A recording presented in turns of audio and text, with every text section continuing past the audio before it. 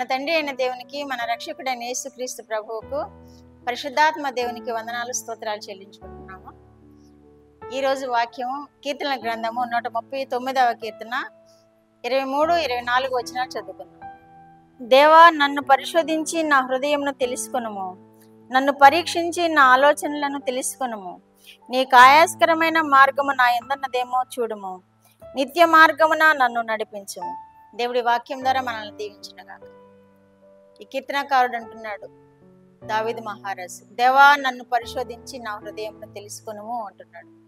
మనము కూడా అనుదినము ఈ ప్రార్థన చేస్తూ ఉండాలి. నన్ను పరిశోధించి నా హృదయాన్ని తెలుసుకో ప్రభువా, నా హృదయంలో ఏమైనా పాపం దాగి ఉందేమో నాకు చూపించు ప్రభువా అని మనము కూడా అడగాలి. దావీదు మహారాజు అందుకే దేవుడు ఏమన్నాడంటే దావీదు మహారాజుని గురించి, నా హృదయానుసారుడు అన్నాడు.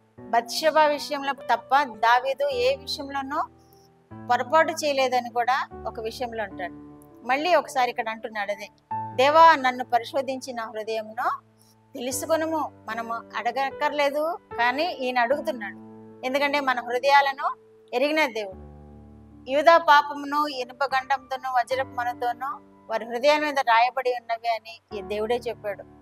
వారి హృదయాల్లో ఏమి రాసి ఉందో దేవుడు చూస్తున్నాడు. కాబట్టి మన హృదయం ఎలా ఉందో పరిశీలించి తెలుసుకొనుమని దావీదు మహారాజు అన్నట్లుగా మనం కూడా అడగాలి.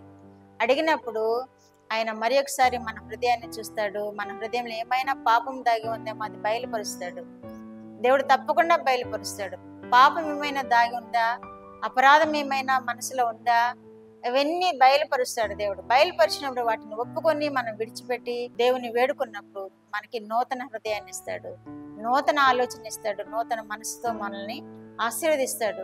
నీ ఆయాస్కరమైన మార్గము నా యందున్నదేమో చూడుము అంటున్నాడు. మనం కూడా అడగాలి, రవ్వా నేనేమైనా మీకు ఆయాస్కరంగా నడుచుకుంటున్నానా, ఈ లోకంలో మీకు విరోధముగా ఏమైనా జీవిస్తున్నానా, ఇతరులకు ఆయాసం కలిగించే విధంగా జీవిస్తున్నామా, మీకు ఆయాస్కరంగా ఉండే విధంగా జీవిస్తున్నామా అని మనం దేవుని అడుగున్నప్పుడు ఇతరులకు కూడా మనం ఆయాస్కరంగా జీవించకుండా ఉంటాం. ఇతరులకు కూడా మాదిరికరంగా జీవించే వరముగా ఉంటాం. మన ప్రవర్తన అంతటిని ఆయనకు అధికారంలో ఒప్పుకున్నప్పుడు దేవుడు మనకి మంచి హృదయం ఇస్తాడు, మంచి ప్రవర్తన ఇస్తాడు, మంచిగా మనల్ని జీవింప చేసుకుంటాడు.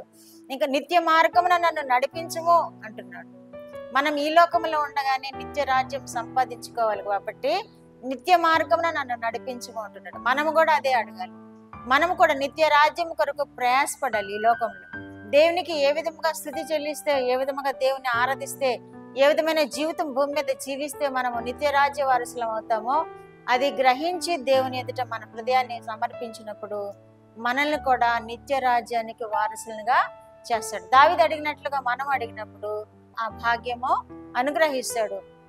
కీర్తన గ్రంథము 26:2 ఈ విధముగా రాయబడినది, యెహోవా నన్ను పరిశీలించుము, నన్ను పరీక్షించుము, నా అంతరింద్రియములను నా హృదయములను పరిశోధించుము అంటున్నాడు. ఆయన పరిశీలించాలి, ఆయన అంతరింద్రియాలను పరిశోధించాలి, మన హృదయాల్ని పరీక్షించాలి అని దావీదు మహారాజు కోరుకున్నట్లుగా మనము కూడా కోరుకున్నప్పుడు ఆయన మన హృదయాన్ని పరిశీలన చేస్తాడు, మన అంతరింద్రియాన్ని పరిశోధన చేస్తాడు, మన ఆలోచనలను పరిశోధన చేస్తాడు. దేవా మీ ఆయాస్కరమైన వాటిని తొలగించు ప్రభువా అని ఒప్పుకున్నప్పుడు తప్పకుండా మనము ఆ విధముగా ఆశీర్వదింపబడతాం. ఆయనకు ఆయాస్కరమైన ఈ జీవితం జీవించకుండా ఆయనను సంతోషపెట్టే జీవితం జీవిస్తాం, ఇతరులకు కూడా ఆశీర్వాదకరమైన జీవితం జీవిస్తాం. అట్టి కృప వినుచున్న బిడ్డలందరూ పొందుకుందరు గాక. ప్రార్థన. మా ప్రభువా, మా దేవా మీకు స్తోత్రములు, మా రక్షకుడా పరిశుద్ధాత్మ దేవా మీకు స్తోత్రములు, ఇచ్చిన వాక్యం కొరకు స్తోత్రములు ప్రభువా. దావీదు మహారాజు వలె మేము కూడా నాయనా మా హృదయాలను నిత్యము మీ పాదములెద్ద పెట్టుకొని తండ్రి మీ హృదయం మా తండ్రి మీ చేత నిత్యము నైనా మేము రక్షింపబడుతూ క్షమింపబడుతూ నూతన ఆత్మతో నింపబడుతూ నైనా మీ కొరకు జీవించే వారినిగా బిడ్డలందరినీ దీవించమని, ప్రార్థన కోరిన బిడ్డలను దీవించమని యేసుక్రీస్తు వారి పేరిట మనలో మీ పాదములెద్ద వేడుకుంటున్నాను పరమ తండ్రి. ఆమేన్.